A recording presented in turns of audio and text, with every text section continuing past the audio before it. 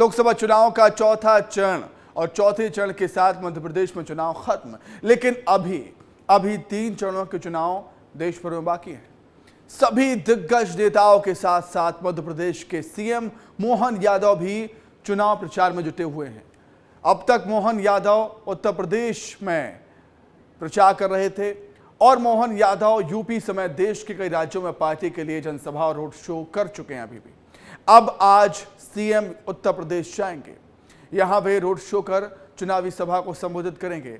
साथ ही आज भी दिल्ली में ही रुक सकते हैं वो। सीएम मोहन यादव के साथ पूर्व सीएम शिवराज सिंह चौहान भी दिल्ली में ही हैं। तो तमाम दिग्गज नेता हम आपको बताएं कि किस तरीके से चुनावी कमान संभाले हुए हैं।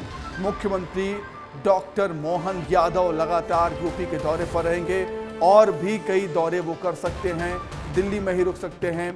ऐसी खबरें भी सामने आई हैं। कई रोड शो किए हैं सीएम डॉक्टर मोहन यादव ने, कई के नामांकन में वो पहुंचे हुए थे। मध्य प्रदेश की जिम्मेदारी निभाने के बाद अब उन्होंने दूसरे स्टेट्स का रुख कर दिया है। तो ये तो बात हो गई बीजेपी की। कांग्रेस की बात की जाए, कांग्रेस की बात भी कर देते हैं। बीजेपी के बाद एमपी कांग्रेस के नेता भी दूसरे राज्यों में प्रचार करेंगे। जी हां, दिग्विजय सिंह आपको नजर आ रहे होंगे यहां पर। दिग्विजय सिंह भी चुनावी मैदान में उतर चुके हैं दूसरे स्टेट में। यूपी दौरे पर थे दिग्विजय सिंह ने यूपी में जनसभा की। झांसी में कांग्रेस प्रत्याशी प्रदीप जैन के समर्थन में जनसभा वो कर चुके हैं और करीब 4:30 बजे आज ललितपुर में सभा करेंगे। शाम को 7 बजे दूसरी सभा उनकी दूसरी जगह पर होनी है। और देखिए, लगातार हम देख रहे हैं कि बीजेपी और कांग्रेस ने दूसरे स्टेट में भी अपनी ताकत झोंक दी है, एमपी के दिग्गज नेताओं को उतार दिया है। तो इसी पर अधिक चर्चा करने के लिए सीधे हम रुख करेंगे। हमारे सहयोगी विवेक पांडे हमारे साथ जुड़ गए हैं। विवेक, मध्य प्रदेश में लोकसभा चुनाव तो खत्म हो गया है, लेकिन बाकी स्टेट में चुनाव अभी भी बचे हुए हैं और यही वजह है कि एमपी के दिग्गज नेताओं के दौरे लगातार दूसरे स्टेट्स में हो रहे हैं, चाहे वो बीजेपी की बात हो या कांग्रेस की।